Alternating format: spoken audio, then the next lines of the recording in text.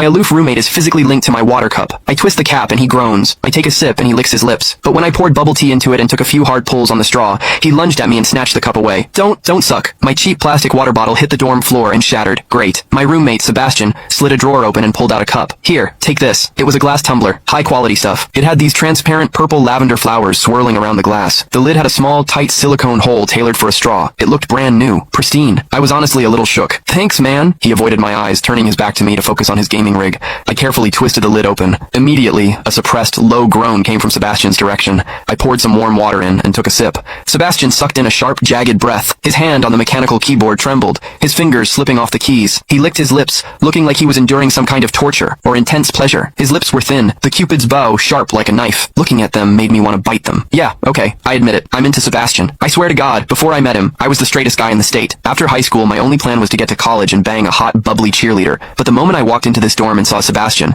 that plan went out the window. 4 years of college and he's the only one I want to mess around with. But I couldn't tell him. No way. I was terrified that if I spilled my guts, we wouldn't even be friends anymore. Because Sebastian is straight. Like, painfully straight. Only 2 weeks ago, he turned down a senior, a varsity swimmer, total stud, who asked him out. After that, Sebastian came back to the room and sat at his desk with a face like thunder for hours. The guy must be a raging homophobe. Maybe it was because the cup was a gift from my crush, but that warm water tasted sweeter than usual. It had a weirdly good aftertaste. I grabbed a straw from my desk and shoved it deep into the hole on the lid. The second I did, a strangled moan ripped out of Sebastian's throat. He bolted up and sprinted into the bathroom. Weird. We were just gaming. Why the hell did he suddenly need a shower? He didn't even grab a change of clothes or a towel. My hearing has always been too good for my own good. Through the thin bathroom door, I heard whimpery, muffled sounds. Soft, hot, suppressed. As a dude, I knew exactly what that sound was. He was jerking off. When I get horny, I usually wait until lights out and hide under the covers like a rat. But Sebastian, it's the middle of the damn day and he just goes for it? Talk about high testosterone. Sebastian is gorgeous. He's got that cold, don't touch me vibe, but his eyes are sharp, almost like a fox. He looks like a priest who's secretly a sinner, tempting as hell. I've heard people say his smile is killer,